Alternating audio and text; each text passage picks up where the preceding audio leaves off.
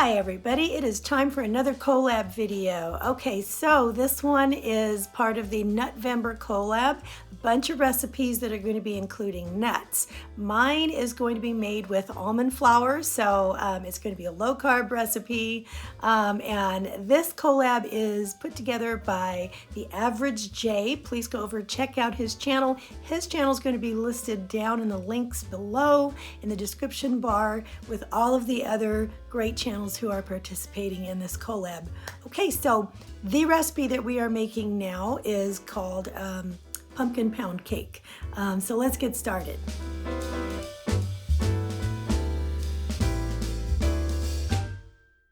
Okay, let's look at our recipes. I have 2.5 cups of almond flour right here.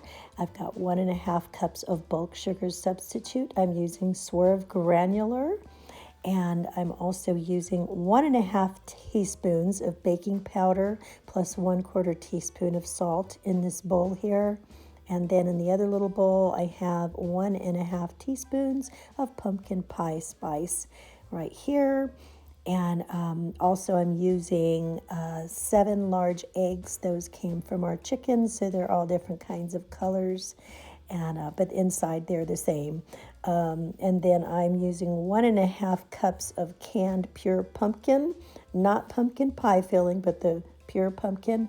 And then I'm also using 1.5 teaspoons of not vanilla extract. You can use vanilla, that's what the recipe calls for, but I am using maple flavoring because I like to add that to my fall recipes, and it just gives a little bit of panache.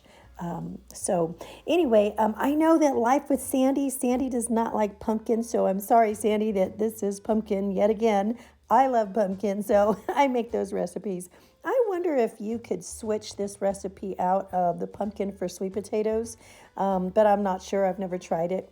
So I'm going to put my vanilla away here because I'm going to be using the maple flavoring. And if you haven't got this, guys, I would grab one when you're at the store next time and try it out in some of those fall recipes. It's really delicious. Okay, so let's get started mixing these up. Oh, first, don't forget to spray a loaf pan liberally. I think after making this, if you have a silicone one, that would work even better. So let's get started. We'll first add our dry ingredients into a bowl. This is going to be really easy to make because you're just going to basically add all the dry ingredients together, and then you're going to add the wet ingredients in its own bowl, and then you'll put them together. So I'm going to take a whisk and just kind of like whisk this up so that all the dry ingredients get incorporated together.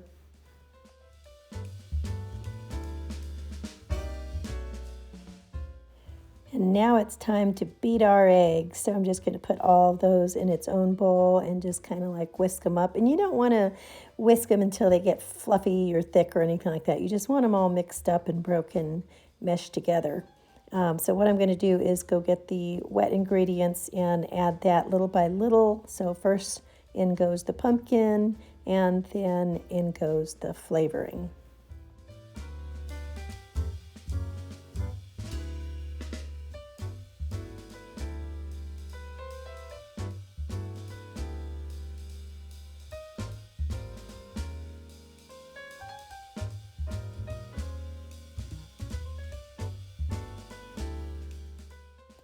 All right, let's add our dry ingredients, and we're going to mix it in here together.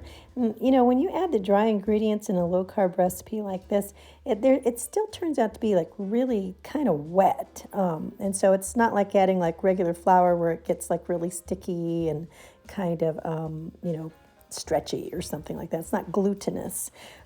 So it's going to have a little bit of a different texture to it. So I'm just going to make sure that this is all incorporated. And I need to point something out. They want you to cook this for 60 minutes. But what I had to do, it seemed too soft in the middle, was I gave it an extra 15 minutes. I think you could even stretch it to an extra 20 minutes. So it'll be like 1 hour and 15 or 20 minutes.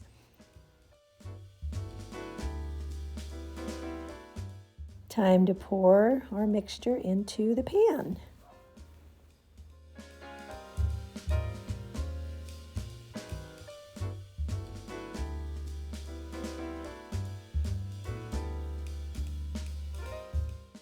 All right, I got the rest of that in here. And one thing I noticed, I'm just going to kind of like spread it around, because one thing I noticed about cooking low carb is that sometimes you get a little bit of a raised top because you're using the baking powder and stuff like that. But most of the time, what you see when it goes in is what you get when it comes out. So if you want it looking a certain way going in, make sure it looks tidy enough to you when it comes out. So here it goes into the oven, and again, don't cook it for just 1 hour, go 1 hour and 15 or 20 minutes. So here I'm setting it for 1 hour, but I ended up adding more time. All right, now let's talk about the nutritional facts. This comes from the book George Stella's Still Living Low Carb, and I love his cookbooks. All right. So it's got 130 calories, 9.5 grams of fat, 6 grams of protein, 2.5 grams of fiber, 4.5 net carbs, and this serves 16. So I'm going to input this into my Weight Watcher tracker and see what this comes up as.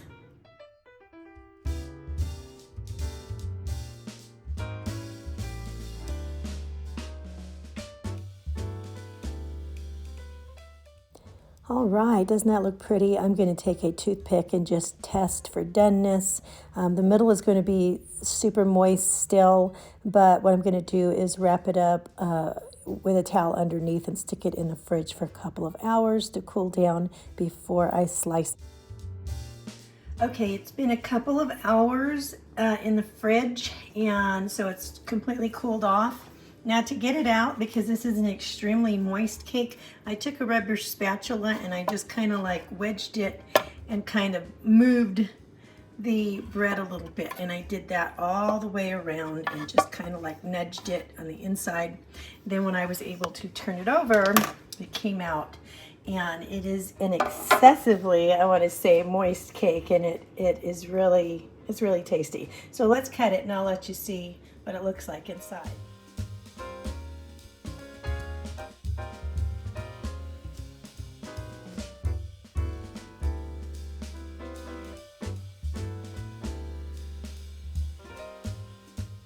Okay, so I just put a little bit of confectioner's Swerve on top, and I got about 14 pieces of this because I cut them a little bit small on some of the pieces, but you should be able to get at least 12. I would say be extremely careful when you're cutting this because it is really soft and can fall apart if you're not careful. But it would plate really pretty with some whipped cream, and it will keep together. So anyway, there you are. It's 3 points on the Weight Watchers diabetic plan and 3 points if you're not on the diabetic plan. So per serving, and that's pretty good. All right, guys, thanks for tuning in. See you next time.